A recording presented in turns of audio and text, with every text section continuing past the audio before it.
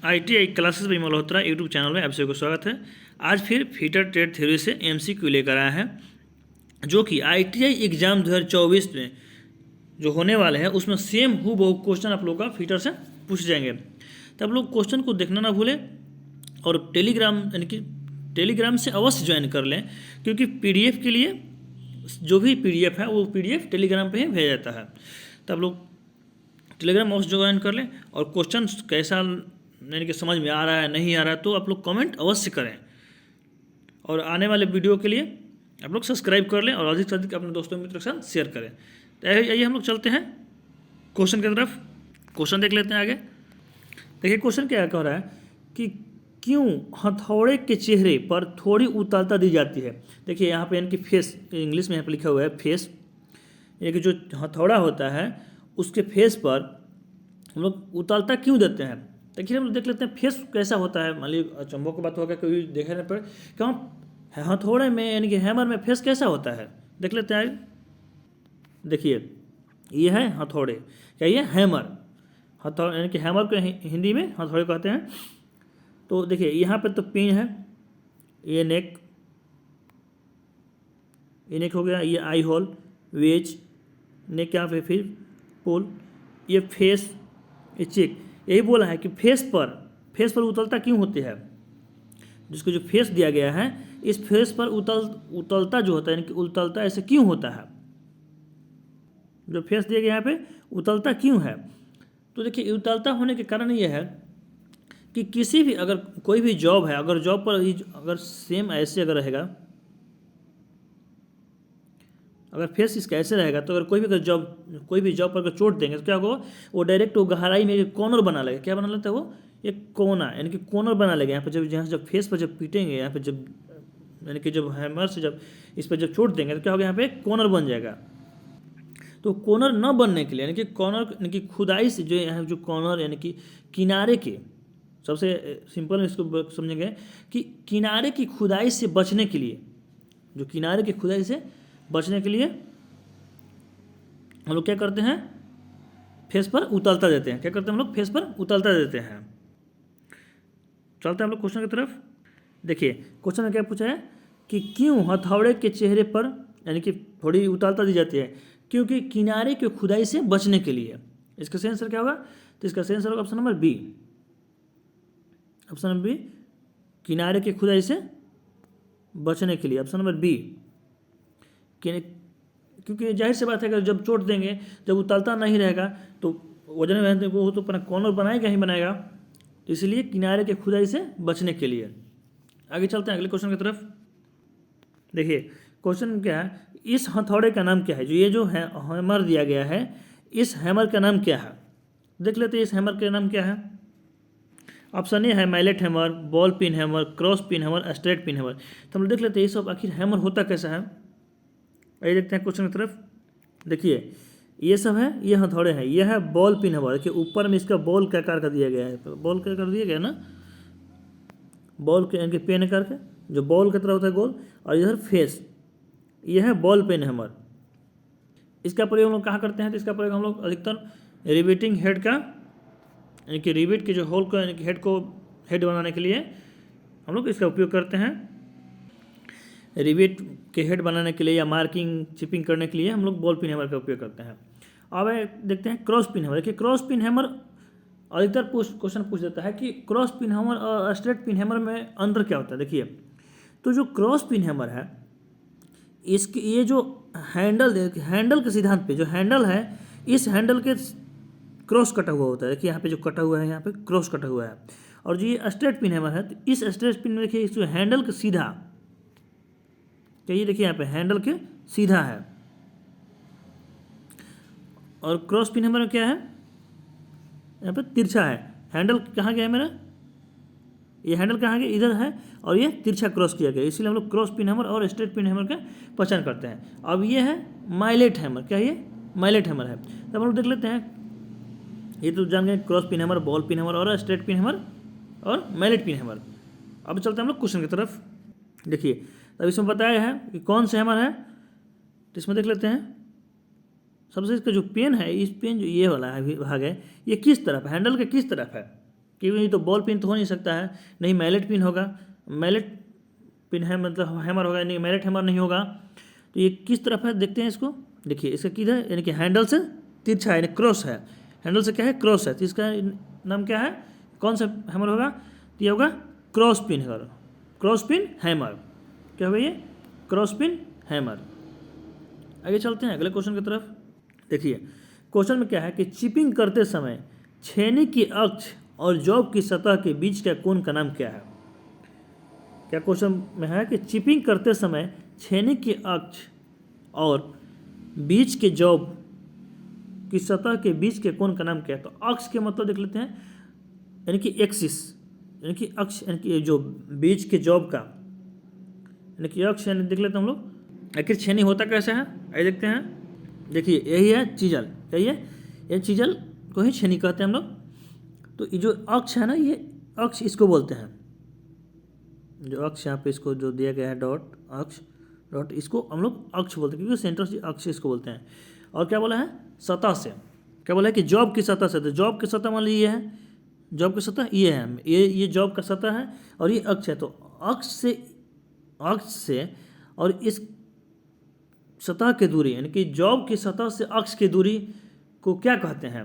देखिए इंक्लिनेंस एंगल, यहाँ पे क्या है, इंक्लूड एंगल। आगे देख लेते हैं, और ये तो हो गया इंक्लूड एंगल, या इसको एंगल ऑफ इंक्लिनेंस कहते हैं। अब हम लोग देख लेते हैं और बाकी सब, देखिए पार्ट्स के नाम देख लेते हैं, और बाकी सब तो है ना इसमें। देखिए इस सतह से और जो ऊपर के भाग जो झुकाव कोण में रहता है, वो इसको हम लोग, जो बाकी भाग बचे हुए होता है उसको हम लोग क्या कहते हैं, क्लीयरेंस एंगल। क्या बोलते हैं, क्लीयरेंस एंगल। सतह से जो भी इनके पकड़ने वाला भाग जो भी यहाँ गैप दिखाई दे रहा है सतह से, जो भी है, इसको क्या कहते हैं, क्लीयरेंस एंगल।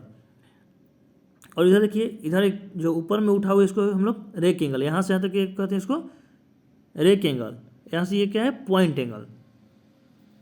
तो आप लोग को पहले इसके से डीपली में इसको देखना है तो आप लोग पिछले क्लास में देख लीजिएगा, क्योंकि उसमें विस्तार से बताया गया है। अब हम लोग चलते हैं क्वेश्चन की तरफ। देखिए तो क्वेश्चन में क्या बोला है कि चिपिंग करते समय छेनी की अक्ष और जॉब की सतह के बीच के कोण का नाम क्या है। तो नाम क्या है उसका, इसका नाम क्या बताया है, हम लोग रेक एंगल देख लिए हैं, फिर से देख लेते हैं, देख लीजिए फिर से। रेक यहाँ पे है, रेक ये हो गया, बिंदु कोण है पॉइंट एंगल ये हो गया, क्लीयरेंस एंगल यहाँ पे है, क्लीयरेंस हो गया। और जॉब पूछा है कि छेनी की अक्ष और जॉब की सतह, ये जॉब हो गया और ये छेनी की अक्ष हो गया, तो इसके नाम क्या है, इंक्लिनेंस एंगल, यानी कि ऑप्शन नंबर डी सही है। सर क्या होगा इसका, option number D, option number D होगा इसका सही आंसर। अब हम चलते हैं अगले क्वेश्चन की तरफ। देखिए क्वेश्चन में क्या बोला है कि धातु की वह प्रॉपर्टी क्या है जो टूटने से पहले कोई अस्थायी विकृति की अनुमति नहीं देती है। तो हम लोग देख लेते हैं, टेनेसिटी, हार्डनेस, भंगुरता, टफनेस, इसके बारे में हम लोग पिछले क्लास में चर्चा किए हुए हैं, कि फिर कर लेते हैं चर्चा, इसको देख लीजिए फिर से। तो इसमें सबसे मुख्य क्या होगा कि धातु की, क्वेश्चन समझ लेते पहले, कि धातु की वह प्रॉपर्टी क्या है जो टूटने से पहले कोई अस्थायी विकृति यानी कि कोई भी आकृति वो देने की अनुमति नहीं देती है।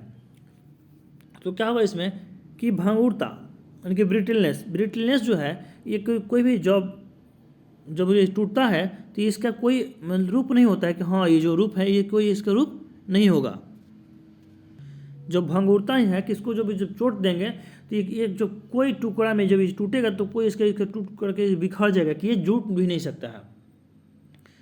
और जो टफनेस है ठीक इसका उल्टा होता है, जो ब्रिटलनेस के उल्टा यानी कि भंगुरता के उल्टा टफनेस होता है, जो कि टूटने पर यह अपना आकृति रूप यानी कि ये एक कोई ना कोई आकृति, इसको हम लोग आकृति इसको रूप में हम लोग इसको ढाल सकते हैं, इसको टूटेगा तो इसको जुटा सकते हैं एक साथ। लेकिन ये जो भंगुरता है यानी ब्रिटलनेस है जो यहाँ पे, ये नहीं जुटने वाला है। ये क्या होगा, ये टूटने पर ये कोई आकृति है यानी कि अनुमान ही नहीं करता कि हाँ ये इसको हम लोग जब टूटने के बाद ये अपना कोई आकृति बनाएगा। तो इसमें क्या पूछा है कि कौन सी आकृति है जो कि टूटने से पहले कोई अस्थायी विकृति नहीं प्रदान करती है, चाहे अनुमति नहीं देती है। तो इसका सही आंसर क्या होगा, तो इसका सही आंसर होगा ब्रिटलनेस। क्या होगा, ऑप्शन नंबर सी, इसका ऑप्शन नंबर सी हो जाएगा। लेकिन देख लेते हैं थोड़ा टफनेस में। देखिए टफनेस क्या है, टफनेस में क्या है कि जो इस पर जब हम लोग चोट देते हैं तो क्या वो सहने की क्षमता रखता है, वो चिमड़ेपन होता है, वो क्या वो सह लेता है। और जो ब्रिटलनेस है जो ये क्या ये सहता है, इनके सहने की इसमें क्षमता नहीं होता है, इसलिए टूट जाते हैं, टूट टूट कर बिखर जाता है ये। और टफनेस में क्या है, इसमें सहने की क्षमता होती है। और टेनेसिटी में देख लेते हैं। टेनेसिटी क्या है, टेनेसिटी एक इसमें कोई भी आकृति, इसमें क्या है कि जो कोई भी वस्तु को अगर खींचेंगे तो उसको फिर छोड़ने पर क्या वो अपने आप यानी कि अपने अस्थायी रूप पर वो पकड़ लेता है। जैसे में रबड़ या स्प्रिंग, उसको खींचने पर छोड़ेगा तो फिर वो पुनः अपने आकृति में आ जाता है। और ये हार्डनेस है, हार्डनेस के मतलब से कठोरता, क्या हार्डनेस का मतलब कठोर। अब चलते हैं अगले क्वेश्चन की तरफ। देखिए क्वेश्चन क्या है कि गहराई माइक्रोमीटर में एक्स के रूप में चिन्हित भाग का नाम क्या है। देखिए ये हम लोग सिंपल माइक्रोमीटर देखे थे पहले कुछ दिन पहले पिछले क्लास में। ये है गहराई माइक्रोमीटर की डेप्थ, यहाँ पर दिया गया है डेप्थ, डेप्थ है तो डेप्थ माइक्रोमीटर, डेप्थ माइक्रोमीटर। इस जो यहाँ पर दिया गया इसका नाम पूछ रहा है कि नाम क्या है, तो कैप है कि लॉक है कि स्टॉक है कि थिम्बल है। तो हम लोग कैसे जानेंगे कि कौन सा कौन पार्ट्स है, तो हम लोग देख लेते हैं। देखिए ये क्या है, ये मेजरिंग लाइन है जो कि यहाँ पर डेप्थ में गया है। ये है मेजरिंग रड जिसे हम लोग स्पिंडल बोलते हैं। यह है रेफरेंस प्लेन, वायरल या स्केल बोलते हैं। ये थिम्बल स्केल, क्या वायरल स्केल, थिम्बल स्केल, इसको रैचेट, ये थिम्बल, यह है बेस। ये वाला जो पार्ट्स ये है लॉकिंग स्क्रू, क्या ये लॉकिंग स्क्रू है, यानी कि लॉक करने के लिए है। देखिए इसको जॉब को हम देख लेते हैं। मान लीजिए इस जॉब को हम एक जॉब बनाए, इसको मापेंगे कैसे, तो ऐसे जॉब है कोई भी। अब इस जॉब में हमको क्या करना है कि इसको देखना है, इसको गहराई को मापना है, इस गहराई को मापना है। तो हम लोग क्या करेंगे, हम लोग यहाँ पर ऐसे ला देंगे।